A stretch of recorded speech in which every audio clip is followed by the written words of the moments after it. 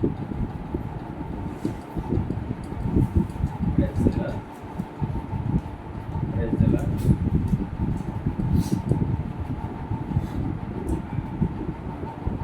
ముందు బల్ల తీయబడింది. మరి బల్లను మనం పాకే ముందు మనల్ని మనం సరి చేసుకుంటూ బల్లని యోగ్యమైన తీసుకోమని దేవుని వాక్యం సెలవిస్తుంది. కాబట్టి ఆ రీతిగా మరి మనం దాని కొన్ని విషయాలను తీసుకునే ముందు మన యొక్క సొంత బైబిల్ చేతపట్టుకొని బైబిల్ వల్లే పాడు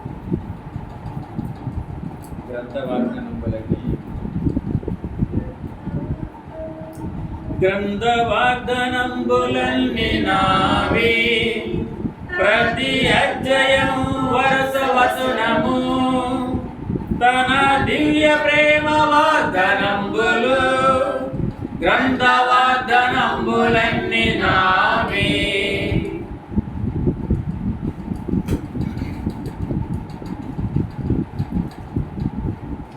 బలవర్తమానంలో మనం తీసుకుపోయే అంశం బలహీనమైనవి,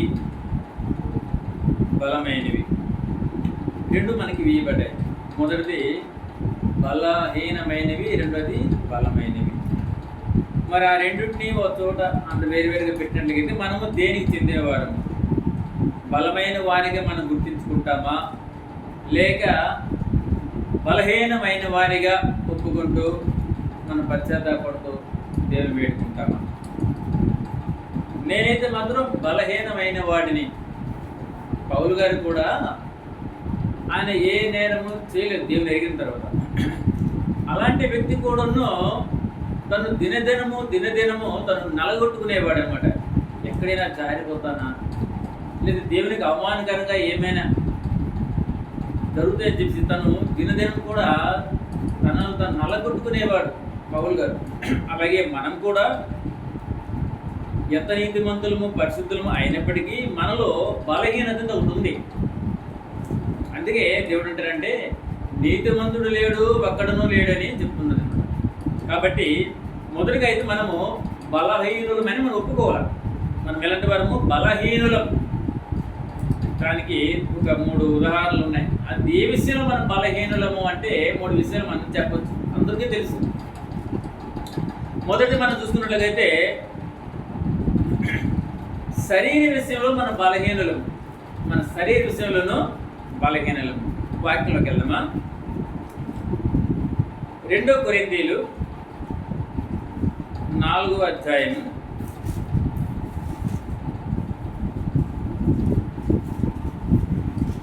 2 కొరింథీయులు 4వ అధ్యాయము 16వ వచనం. కావున మేము అధైర్యపడము, మా బాహ్య పురుషుడు కృషించుచున్నను, ఆంతర్య పురుషుడు దినదినము నూతన పరచబడుతున్నాడు. సహాయం కొరకు చిన్న ప్రార్థన. మహాపరిశుద్ధుడు గరుడవు సకల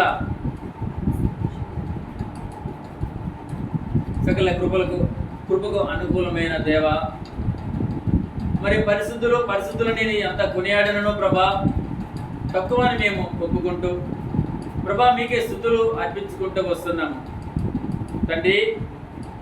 మరి మేము బలహీనులము అని ఒప్పుకుంటూ వస్తున్నాం. మేమైతే బలవంతులము కాదు కానీ బలహీనులు ఒప్పుకుంటూ వస్తున్నాం. అయితే మా యొక్క బలహీనతలు ఏవి?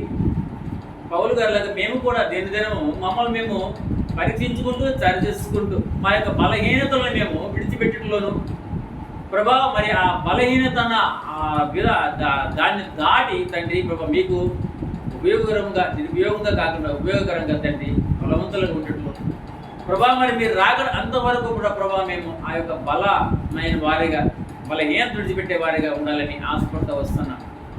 అయితే ప్రభా, ఏ ఒక్కరు కూడా తనకు తాను నీతిమంతుడు కాలేదు. కేవలం మీ యొక్క కృప ద్వారానే ప్రభా మీ యొక్క పరిశుద్ధ రక్తమును బట్టి మేము నీతిమంతులుగా కాగలుగుతాము. ఎవరు నా రక్తము తాగును, ఎవరు నా శరీరం తినను వారే నిత్యజీవం కలవారని మీరు సెలవిస్తూ వచ్చారు. ఆ ప్రకారం ప్రభా మరి యొక్క రాజ్యం మేము సందర్శించినట్టుగా ప్రభా మా ముందు ఇచ్చిన ఈ బలను బట్టి వందనాలు తెలియజేస్తున్నాం. మరి యోగ్యమైన రీతిలో మమ్మల్ని మేము పరిచయం సరిచేసుకొని ప్రభా ఇదిగోనైనా వాక్యాన్ని ఆధారం చేసుకుంటూ ముందుకు సాగిపోయి భాగ్యం మాకు అనుగ్రహించమని మా ప్రభువు రక్షకుడు మా కొరకు రాని ఉన్న యేసుక్రీస్తు నామములో వేడుకుంటూ ప్రార్థిస్తున్నాను మా తండ్రి, ఆమేన్. బలమైనవి బలమైనవి రెండు దేవుడు మన ముందు ఉంచుకున్నాడు. నీకు ఏది కావాలి?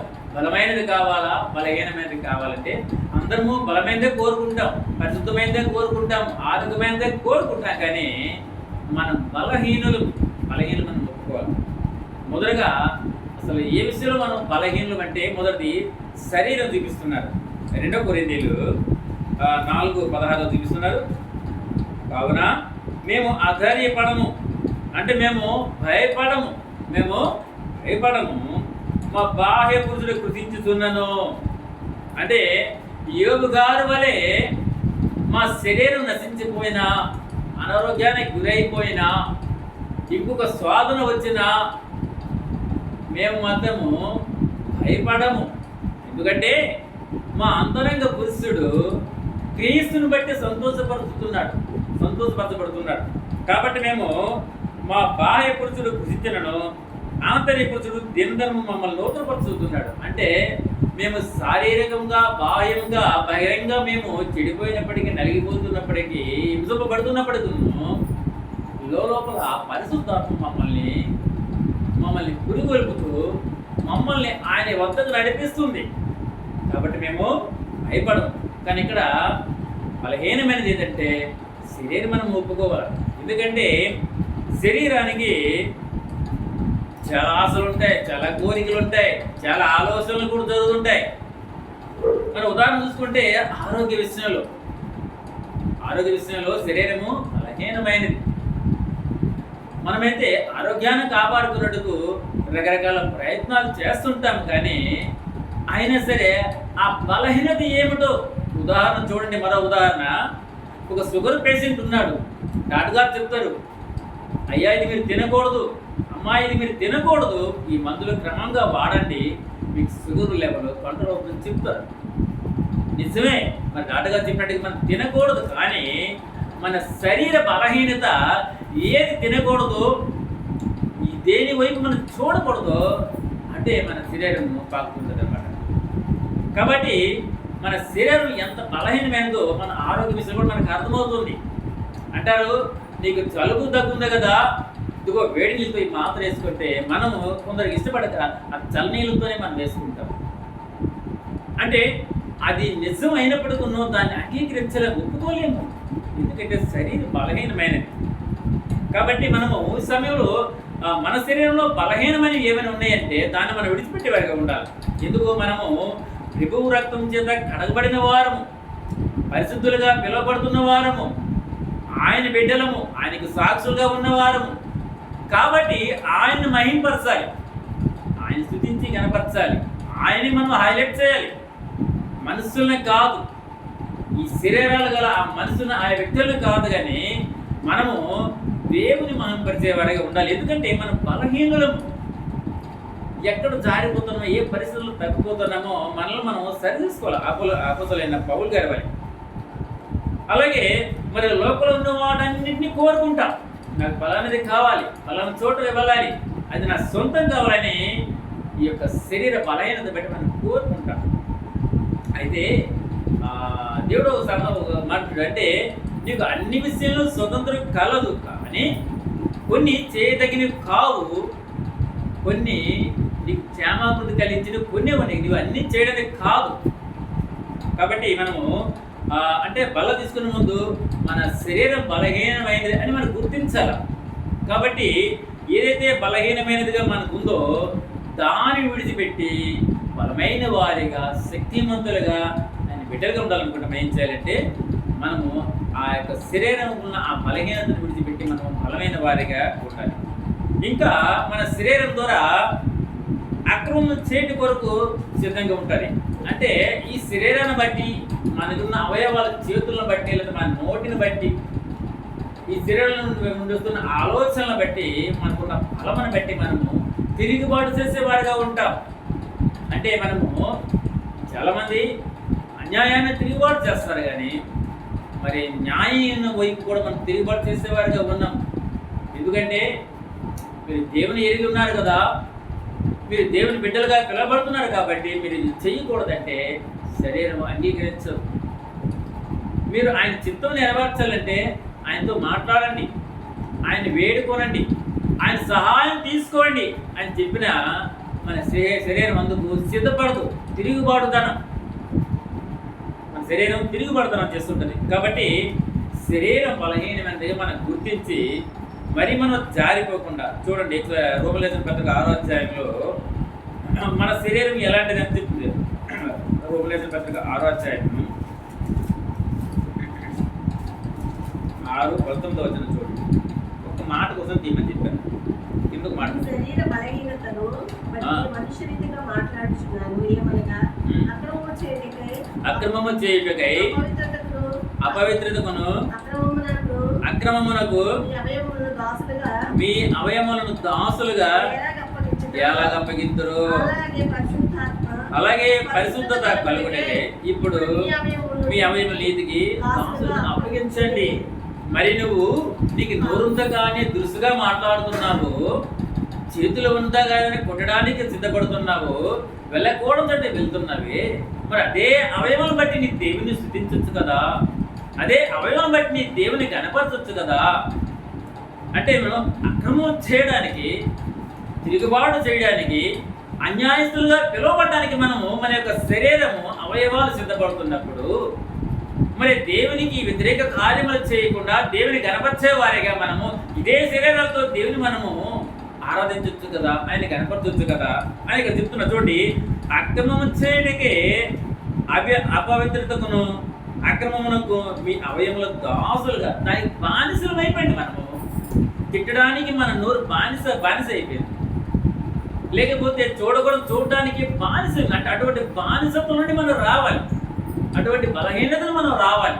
గత వారం మనం చెప్పుకున్నాం, నిజమైన స్వాతంత్రము మన దేశ నాయకుల తేవట్లో కాదు, కానీ పాపం అనే బంధకంలో మనం ఉన్నాము. అటువంటి వాటి నుండి మనం విడుదల పొందగలిగితే అది నిజమైన స్వాతంత్రం అవుతుంది. మరి స్వాతంత్రం కలిగి ఉన్నప్పుడు మనం స్వేచ్ఛగా ఉండాలి కదా. మరి ఎందుకు పోలీసు వ్యవస్థలు, ఎందుకు ఈ కోర్టులు, న్యాయస్థానాలు అంటే మనలో అక్రమము పెరిగిపోతుంది. మనం దేనిపై తిరుగుబాటు చేస్తున్నాం.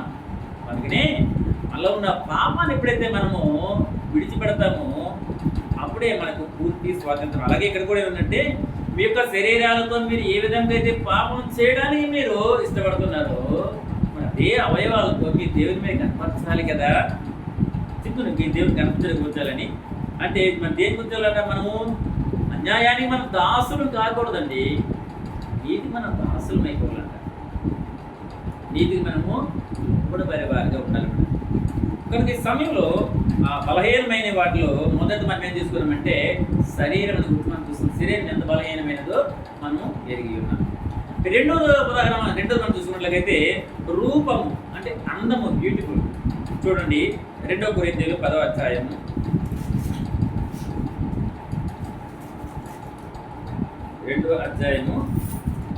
2 కొరింథీయులు 10వ అధ్యాయము 10వ వచనం. అతని పత్రికలు ఘనమైనవి. అమ్మా 10 అమ్మా. 2 కొరింథీయులు 10:10. అతని పత్రికలు ఘనమైనవి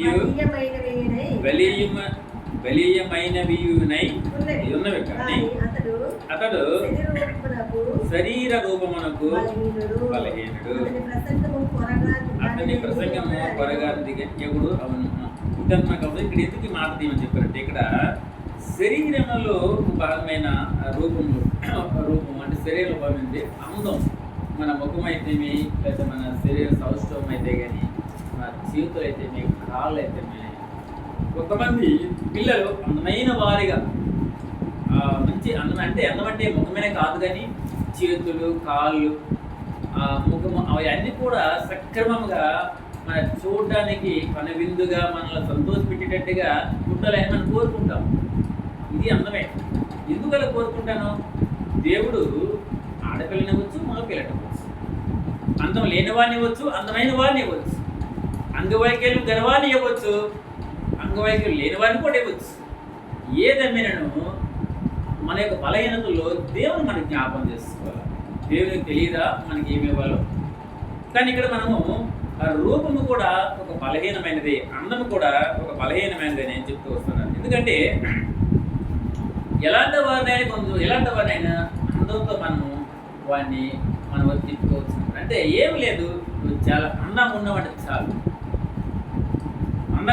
చాలు, వాళ్ళు నమ్మేస్తారు.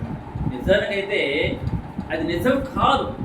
వాక్యం చెప్తుందంటే అందము మోసకరము, ఇంకా సౌందర్యము వ్యర్థం అని చెప్తుంది. నువ్వు అందంగా ఉండాలని ఇవేవో చెప్తున్నా చూడండి.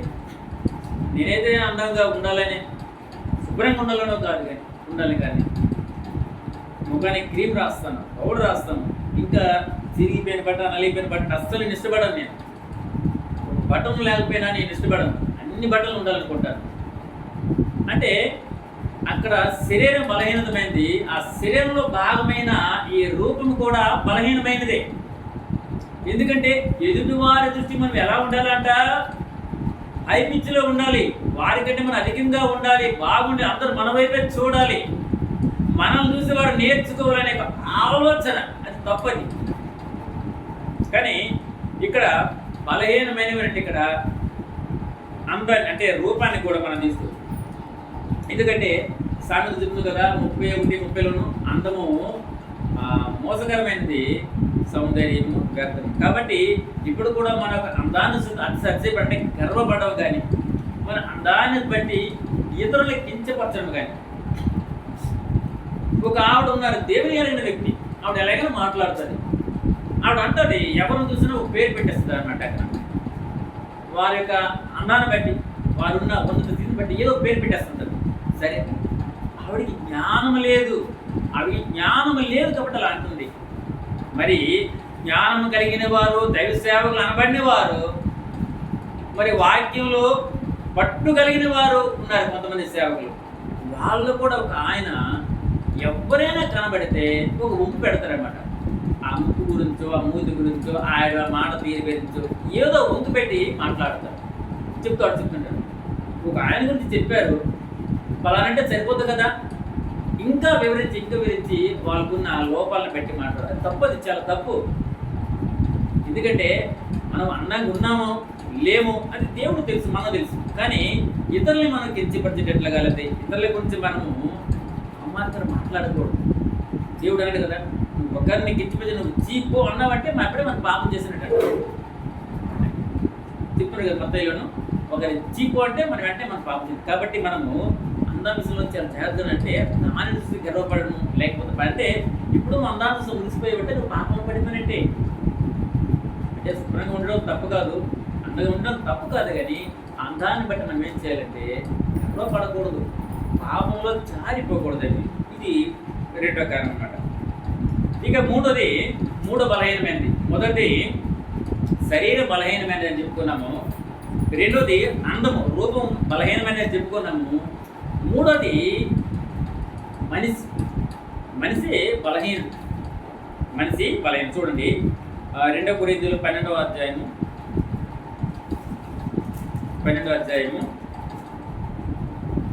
10వ వచనం. నేను ఎప్పుడు బలహీనుడునో అప్పుడే బలవంతుడును, కనుక క్రీస్తు నిమిత్తము నాకు కలిగిన బలహీనతలను, నిందలలోను, ఇబ్బందుల్లోను, హింసలలోను, ఉపద్రవములను నేను సంతోషిస్తున్నాను. చూసారా, నేను ఎప్పుడైతే బలవంతుడునో, నేను ఎప్పుడైతే బలహీనుడునో అప్పుడే నేను బలవంతున్నట. ఏ విషయంలో అరే నేను బలహీనుడినే, నేను జారిపోతున్నాను, దేవునికి అనుకూలంగా కాక ఆయనకి అవమానకరంగా జీవిస్తున్నాను. అలాంటప్పుడు ఎందుకు బలవంతం అవుతున్నానంటే నేను దేవుని అంటే దేవుని గురించి. ఇప్పుడు మోసే కూడాను తన పెద్దవాడైన తర్వాత ఆ యొక్క ఐగుప్తు ధనము కంటే, ఆ గొప్ప భాగ్యము కంటే నింద మంచిదని ఆయన ఏం చేస్తుంటే ఆ రాజు అంటే తన రాజరికాన్ని విడిచిపెట్టి వచ్చాడు మోసే. అలాగే మనం కూడా దేవుని కొరకు ఇక్కడ ఏమి చూడండి, దేవుడు ఏమేమి పెట్టాడు, దేవుడు నిందలు, ఇబ్బందులు, హింసలు, ఉపద్రవములు ఇవన్నిటిని బట్టి మనం సంతోషిస్తే నిజంగా మనం బలవంతులు మాట. కానీ సంతోషించలేము, ఎందుకంటే బలహీనలు. ముందే మనం చెప్పాం కదా, మన శరీరం బలహీనమైనది కాబట్టి మనం సంతోషించదు. కానీ ఎప్పుడైతే మనం అటువంటి పరిస్థితులను మనం ఈజీగా తీసుకొని అది దేవుడే నా కొరకు సమర్పించాడు అని యోగులకు ఎప్పుడైతే మనం తీసుకుంటామో అప్పుడు మనమాట చాలా బలవంతులం అవుతాం, చాలా బలవంతులు. కాబట్టి ఇక్కడ ఏంటంటే మనిషి కూడా ఏకంగా మనిషి కూడా బలహీనుడే. కాబట్టి ఆ మనిషి అంటే ఒక శరీరము, ఆ శరీరంలో కొన్ని అవయవాలు ఎక్కువ మనిషి బలహీనుడు. ఎందుకు బలహీనుడు మనిషి బలహీనుడు అంటే సింపుల్గా మనం చెప్పవచ్చు. ఉదాహరణకి ఆదివారం మనం ఆరాధించాలి, ప్రభు దినం మనం ఆరాధించాలి ఈరోజు మనం. ఎందుకంటే దేవుడు మన కోసం ఏర్పాటు చేశాడు ఈ ఆరాధన దినాన్ని. దేవుడు కోరుకునేది కూడా మన ప్రార్థన కాదు, కానీ మన ఆరాధన ఎక్కువగా ఇష్టపడతాడు, కోరుకుంటాడు అనమాట. మరి మనం దేవుని ఆరాధించుకుంటూ ఉండగలమా? అదే మనకు 6 రోజులు దేవుడు ప్రతి విషయంలో సహాయం చేస్తూ వచ్చాడు, మనం నడిపిస్తూ వచ్చాడు. ఇది క్షేమంగా మందులో మనం కూర్చున్నాం, వాక్యం వింటున్నాం, వాక్యం బోధిస్తున్నాం అంటే ఇది యొక్క దేవుని కృపే, మన యొక్క గొప్పతనం కాదు. మరి అటువంటి దేవుని ఆరాధించుకుంటే ఎలా ఉంటాం మనము? కానీ అప్పుడే స్టార్ట్ అవుతుంది అనమాట. ఆదివారం రోజు ఏమని అంటారంటే ఇంటికి బంధువులు వస్తున్నారు, లేకపోతే 10 సంవత్సరాల తర్వాత మేము కలిసి విడిపోయిన ఒక స్నేహితుడు వస్తున్నాడు, లేకపోతే నా కుటుంబంలో ఒక శుభకార్యం జరుగుతుంది. శుభకార్యం అంటే సాధారణంగా దేవుని ఎరిగిన వారు ఆదివారం పెట్టుకోరు, కానీ దేవుని ఎరిగిన వారు ఎరిగి మళ్ళీ కుటుంబాలకు బానిసైన వారు కొన్ని కార్యక్రమాలు పెట్టుకుంటారు ఆదివారం. అటువంటి పరిస్థితుల్లో మనం ఏం చేస్తామంటే బలహీనం అయిపోతాం. ఒక మామయ్య చనిపోయాడు, అనారోగ్యంతో చనిపోయాడు. ఆయన దేవుని నమ్ముకున్నాడు, భార్య భర్తలు నమ్ముకున్నారు. అయితే ఒక దినాన తన అన్నయ్య కూతురికి పెళ్ళి అవుతుంది. వాళ్ళు దేవుని నమ్ముకోలేదు. తన అన్న కూతురికి పెళ్ళి అయితే అన్న చనిపోయాడు. మరి ఆ కంకణం కట్టుకోవాలి, కంకణం కట్టుకోవాలి. అదేదో మరి అందులో పెద్దగా ఉండాలి కదా తండ్రి స్థానంలోనూ. అది చెయ్యాలని చెప్పేసి అక్కడ చెయ్యకుండా పైన తను చేయడానికి సిద్ధపడుతూ అక్కడ దేవుని దూషిస్తూ కూడా వెళ్ళాడు. నేనే విన్నాను అన్నమాట. అంటే నా అన్న చనిపోయాడు, నా అన్న కూతురికి ఒక పెళ్ళి అవుతున్నప్పుడు నేనే బాధ్యత వహించి నేను అది చేయాలా, ఇవి చేయకూడదు కూడా నేను చేస్తానని చెప్పి దగ్గర వెళ్ళిపోయాడు. ఇప్పుడు కొనంత నిద్రించారు, అలాగని ఆయన తప్పట్లేదు. కానీ అంటే ఇలా ఇదేంటి మన యొక్క బలహీనతలు అనమాట. బంధువులు వచ్చారనసో, స్నేహితులు వచ్చారనసో, లేకపోతే కుటుంబంలో ఏదైనా శుభకార్యాలు జరుగుతున్నాయి అని చెప్పేసి ఇటువంటి కారణాలు ఏం చేస్తున్నాం, దేవుని మనం అవమానపరుస్తున్నాం. దేవుని ఆరాధించవలసిన మనం దేవుని ఆరాధించలేకపోతున్నాం. ఎవరిని ఆరాధిస్తున్నాము? మన బంధువులను ఆరాధిస్తున్నాం, మరి స్నేహితులను ఆరాధిస్తున్నాం, మరి కుటుంబ సభ్యులు మనం ఆరాధిస్తున్నాం. వారిని ఇష్టపడడం కాదు, వారిని ఇష్టపడు, కానీ ముందు దేవుని ఆరాధించాలి, దేవుని ప్రేమించాలి, దేవుని ఇష్టపడాలి. మన బలహీనతలు ఇవన్నిటి కారణం ఏంటంటే మనిషి యొక్క బలహీనత అనమాట. అందుకే దేవుడు 2 మన ముందు పెట్టాడు, బలహీనత పెట్టాడు, బలమైనది పెట్టాడు. నువ్వు దేన్ని కోరుకుంటావంటే చాలా మంది నాకు బలమైనదే కావాలంటాం, కానీ మనం బలహీనం. ఎందుకంటే శరీరం బలహీనమైనది, శరీరంలో అవయమైన అందం బలహీనమైనది. ఇప్పుడు మనిషే బలమైన వాడని వాక్యం చెప్తూ వస్తుంది అనమాట. అయితే బలహీనమైనవి మనం చూసాం. ఇప్పుడు బలమైనవి కూడా కొన్ని ఉన్నాయి. ఇప్పుడు ఎలాగైతే 3 విషయాలు మనం బలహీనమైన చూస్తామో, మరి బలమైన కూడా 3 విషయాలు మనం చూసుకుంటూ త్వరగా మనం ముగించుకోవాలి. చూడండి, యథార్థమైన మాటలు. యోబు గ్రంథం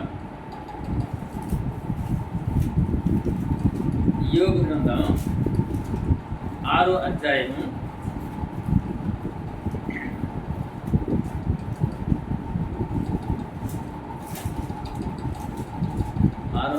25వ వచనం.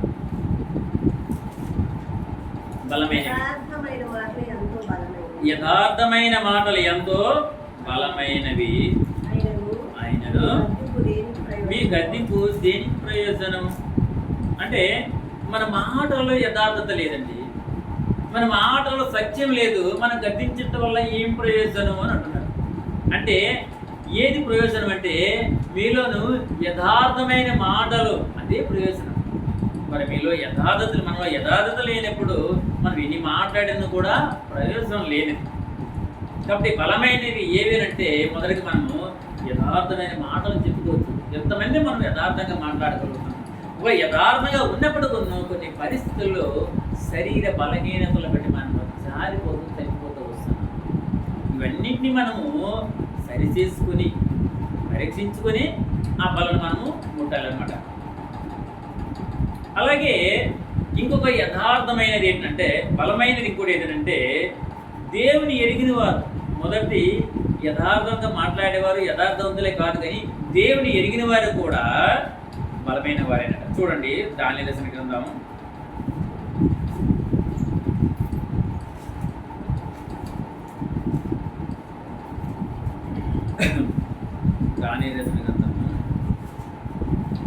11వ అధ్యాయము 32.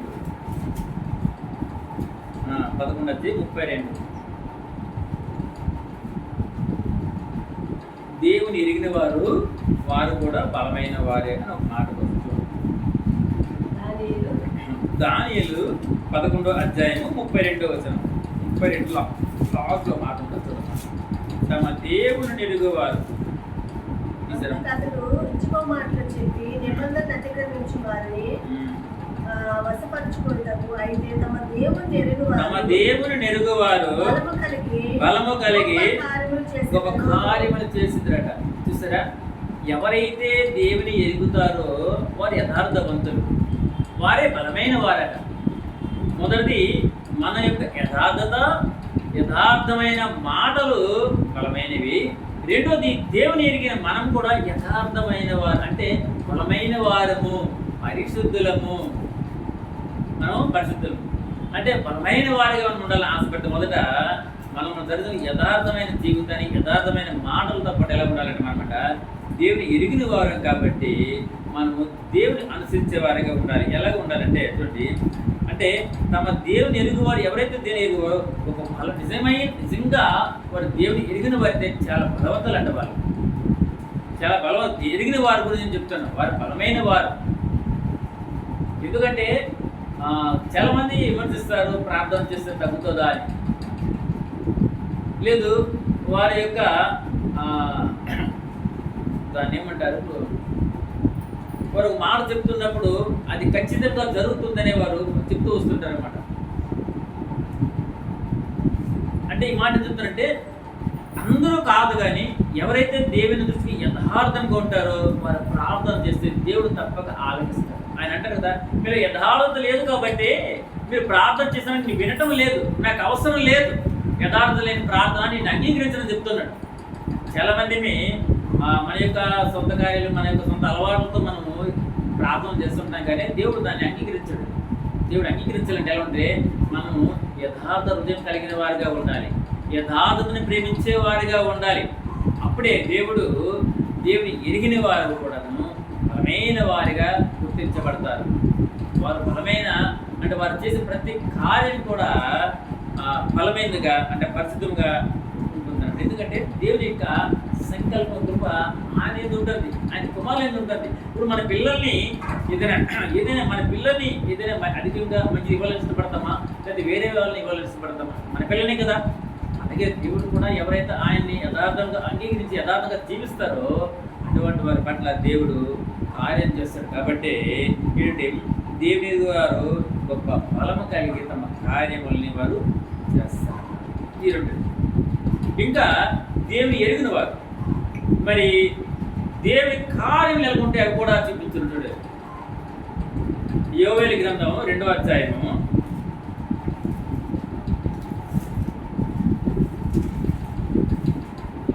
2వ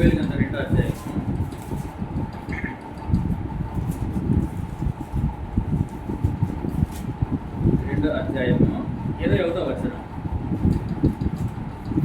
ఈ దేవుని కార్యాలు అమ్మా 2:21. దేశమా భయపడక సంతోషించి గంతులు వేయము, యెహోవా గొప్ప కార్యములు చేస్తాను. దేవుడు చెప్తున్నమాట మనకి మన ఫుల్ ఫ్రీడమ్ ఇస్తాడు అనమాట. ఏమంటే నువ్వు భయపడకు, సంతోషించి గంతులు వేయి, హ్యాపీగా ఉండు. ఎందుకంటే ఒక కార్యములు చేసేవాడిని. ఇది ఎవరి విషయంలో చెప్తున్నాడు దేవుడు అని అంటే ఆయన పట్ల యథార్థముగా ఉన్న వారి పట్ల ఆయన చెప్తున్న మాటలు. ఆయన అందరికీ తండ్రి, అందరినీ ప్రేమిస్తున్నాడు.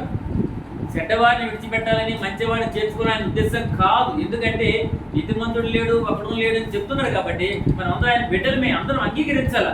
కానీ దాన్ని అందరూ అంగీకరించదురు, వారందరూ కూడా ఆయన బిడ్డలుగా గుర్తింపు అనమాట.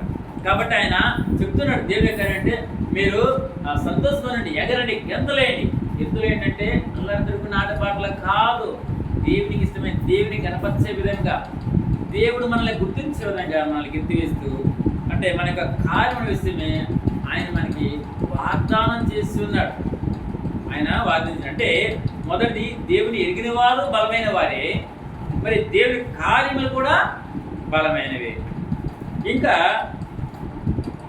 చెప్పుకోవడానికి కొద్దిగా బాధకరంగా ఉన్నా మన సొంత కార్యాలు కూడా మనం చూసుకుందాం. సొంత కార్యములు ఫిలిప్పీయులకు రాసిన పత్రిక 2వ అధ్యాయము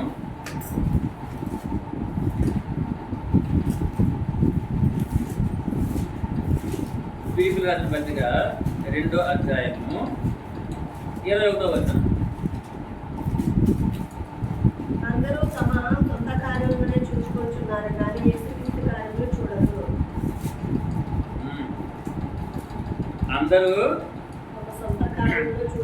అందరూ తమ సొంత కార్యములనే చూసుకొనుచున్నారు కానీ యేసుక్రీస్తు కార్యములను చూడరు.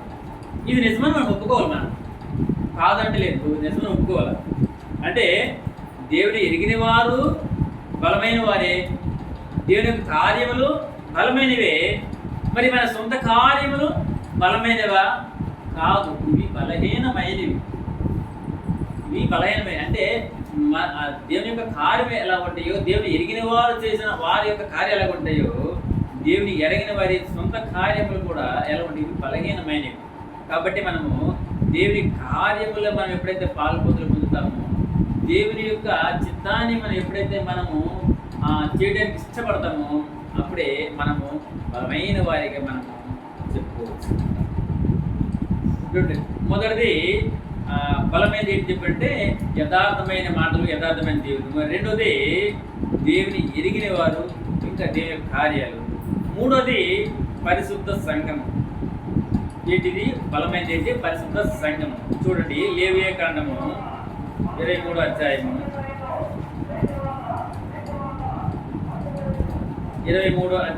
3వ వచనంలో మాట ఉంటుంది చూడండి.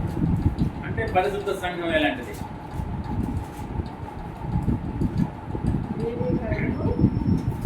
23వ అధ్యాయము 3వ వచనము. 3వ కిందకు మాట ఉంటుంది, పరిశుద్ధ సంఘము దినమని. మొదటి చదవాలి. 23వ అధ్యాయము 3వ వచనం.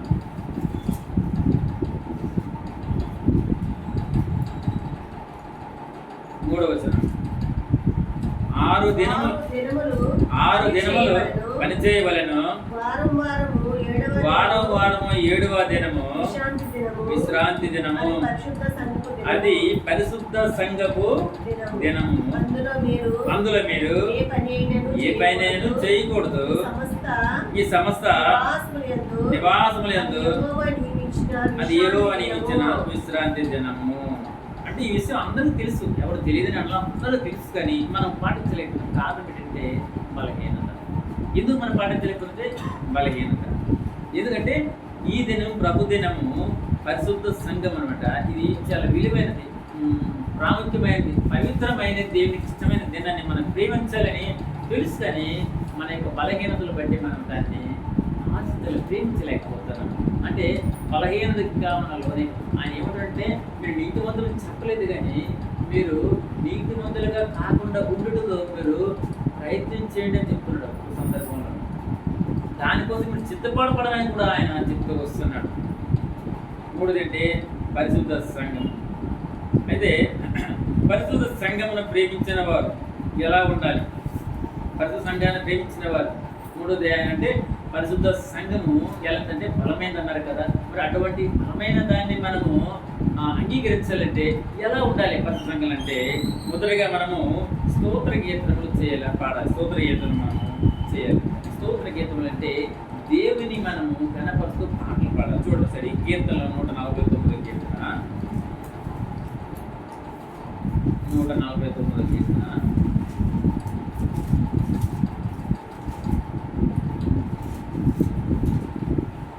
149 మొదటి వచనం.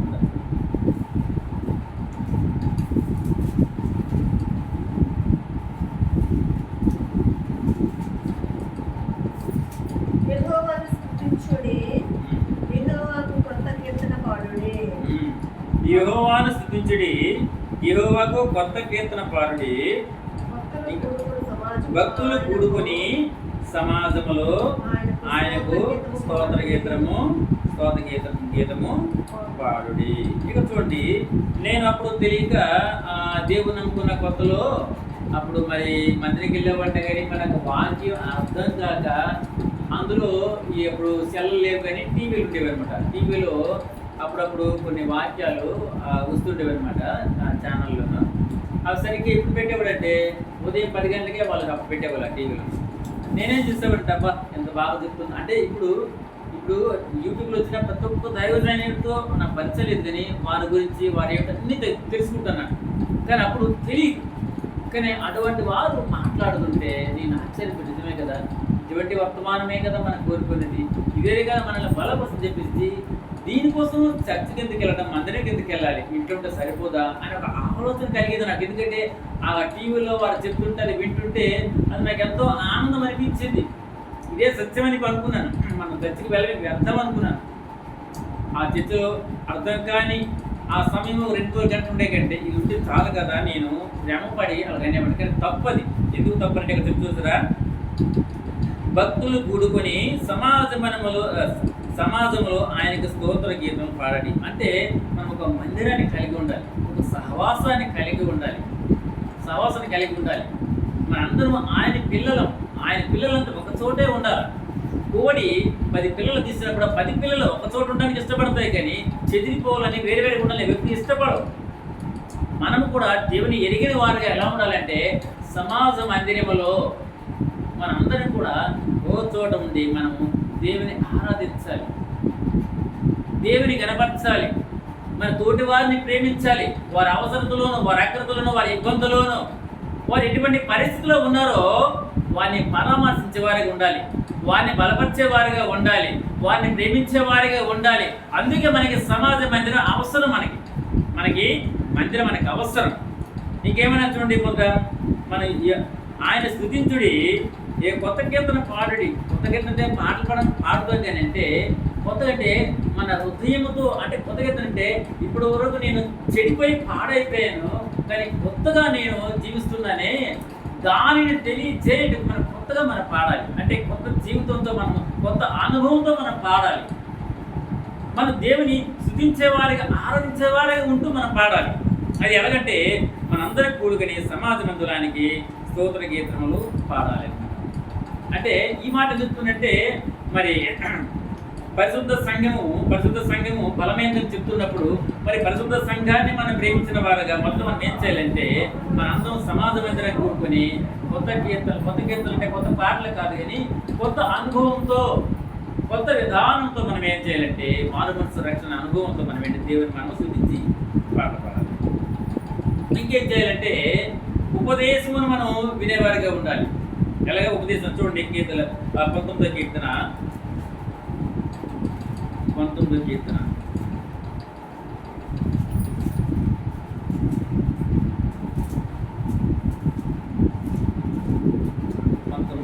8వ యెహోవా ఉపదేశములు నిర్దోషమైనవి, అవి హృదయమును ఎంతో సంతోషపరచును. యెహోవా ఏర్పరిచిన ధర్మము నిర్మలమైనది, అది కన్నులకు వెలిగించు. ఎప్పుడైతే మనకు వాక్యం అర్థమవుతుందో అప్పుడు మనం దేవునితో ఉండడానికి, దేవుని వాక్యం వినడానికి, దేవుని సమాజం ఇష్టపడతాం. ఇప్పుడు అది మనకు అర్థమైనప్పుడు, అది అర్థం అవ్వాలంటే ఏం చేయాలి? ముందు మన వాక్యాన్ని ప్రేమించాలి. మనకు ఇంట్లో బాగాలేనప్పుడు మా ఆవిడికి షుగర్ తెప్పించి ఆయుధ డాక్టర్కి వెళ్ళాం. ఆయన ఒక పౌడర్ ఇచ్చారు, ప్యాకెట్. ప్రతిరోజు ఉదయం రాత్రి వేటి గోరువెచ్చని నీటిలో కలుపుకొని తాగమన్నారు. అలా తాగితే నీకు నీళ్ళ అనారోగ్యం పోయి మంచి ఆరోగ్యం అవుతుందని డాక్టర్ గారు చెప్పారు. డబ్బులు కూడా వచ్చాయి. మరి ఆ మందు ఎలా ఉంటుంది? తీగి ఉంటుందా? చేదుగా ఉంటుంది, ఇంకో రకంగా ఉంటుంది. అంటే మనం తాగడానికి ఇబ్బందిగా ఉంటుంది, అయినా తాగాలి. ఎందుకు తాగాలంటే మన ఆరోగ్యానికి పనిచేస్తుంది, మన ఆరోగ్యానికి ఉపకారం చేస్తుంది, దానివల్ల మనకు ప్రయోజనం ఉంది. అలాగే ఇక్కడ ఆయన ఉపదేశము నిర్దేశం, అవి హృదయమును సంతోషపరచను, ఈ ధర్మ నిర్మలమైనది. అంటే మనకు మంచి జరగాలంటే మనం ఇష్టం లేకపోయినా కష్టమైన వాక్యాన్ని వినాలి. వినడానికి ఇష్టపడాలా. ఈరోజు ఆదివారం తప్పకుండా నాకు ఎన్ని పనులున్నా సరే నేను దేవుని ఆనందిస్తాను, నేను దేవుని మాటలు వింటాను, ఆ మాటలు ఆంతర్యం ఏంటో తెలుసుకుంటాను, తెలుసుకోవడానికి ప్రయత్నం చేస్తాను అని ఒక ఆశ ఎప్పుడైతే కలుగుతుందో దేవుడు నీ పక్షాన ఒక కార్యములు చేస్తాడు. అప్పుడు తిరిగి అంటే అప్పుడు నువ్వు విలువైన వ్యక్తిగా నువ్వు గుర్తించబడతావు దేవుడి దృష్టికి. ముందు మనము ఎందుకు వాక్యం వినాలని అంటే మనల్ని బలపరిచేది వాక్యమే, మన ఆదరించేది వాక్యమే, మనల్ని నడిపించేది కూడా వాక్యమే. మన 119 కీర్తనగా మొత్తం చూసుకుంటే అంతా కూడా ఆ వాక్యం వాక్యం వాక్యం చెప్తూ వస్తుంది అన్నమాట. కాబట్టి మొదటంటే మనము సంఘ కూడుకొని మనం కీర్తనలతో దేవుని స్తుతించాలి. రెండోది ఆయన వాక్యాన్ని ప్రేమించాలి. అది మంచిదో చెడ్డదో వినటం తప్పలేదు. అది వాక్యానుసారం అయితే దాన్ని ప్రేమించు, దాన్ని హృదయానికి అర్థగొను, దాన్ని ఎప్పుడు దాన్ని విడిచిపెట్టి విమర్శలు. ఇంకా ఏం చేయాలంటే సాగిలి పడాలి, ఆరాధించాలి దేవుని. మనము ఆరాధించాలి. చూడండి 99వ కీర్తన 99వ కీర్తన 5వ వచనం.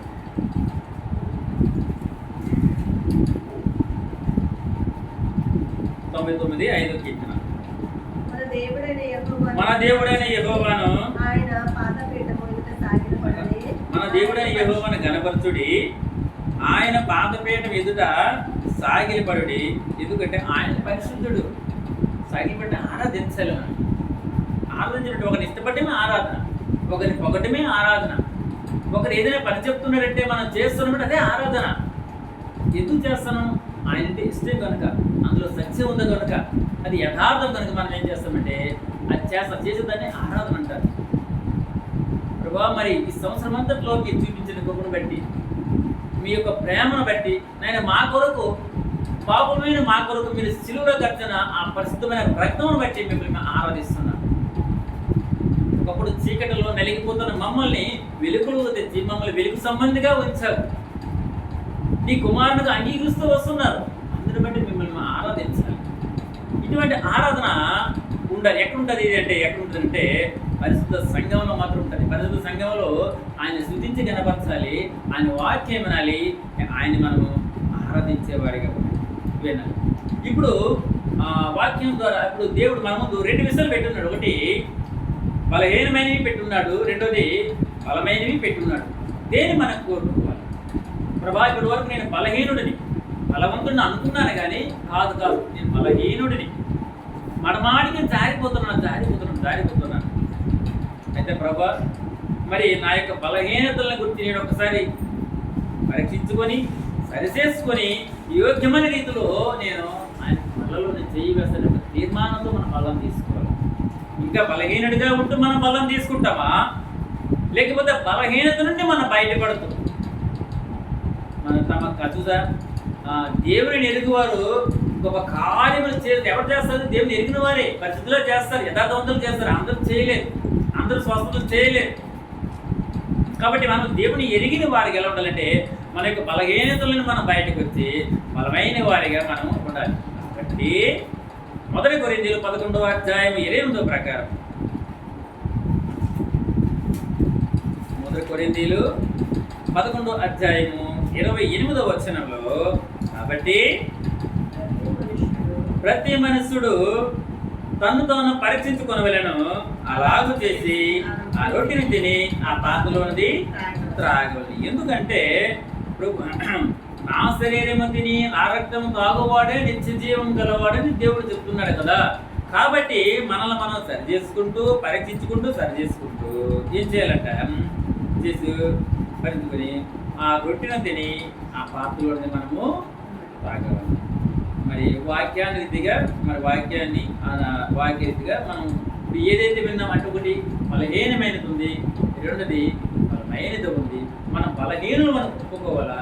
అయితే అటువంటి బలహీనమైన మనము అలాంటి బలహీనత నుండి విడుదల పొంది బలమైన వారిగా ఆయన యొక్క వాక్యం అంటే ఆయన స్తుతించే వారిగా, ఆయన సంఘాన్ని చేరుకునే వారిగా, ఆయన స్తుతించే వారిగా, మన సంఘాన్ని ప్రేమించే వారిగా, మరి బలహీనమైన వాటిని విడిచిపెట్టి బలమైన వారిగా మనం ఉండాలని దేవుడు కూడా ఇష్టపడుతున్నాడు. మనం కూడా ఇష్టపూర్వకంగా మన ముందున్న ఆ యొక్క బలను మనం ముట్టేకొద్దు అది ఒక రొట్టెని ద్రాక్ష రసం అని అనుకోకుండా ఆయన శరీరాన్ని గుర్తుగా అక్కడ రొట్టె ఉంది, ఆయన రక్తాన్ని గుర్తుగా ద్రాక్ష రసం ఇవ్వబడింది కనుక యోగ్యమైన రీతిలో మనల్ని మనము నడిపించుకుంటూ సరి చేసుకుంటూ ఆ వల్ల మనము పాల్పొందరు దేవుడు వాక్యాన్ని దీవించారు.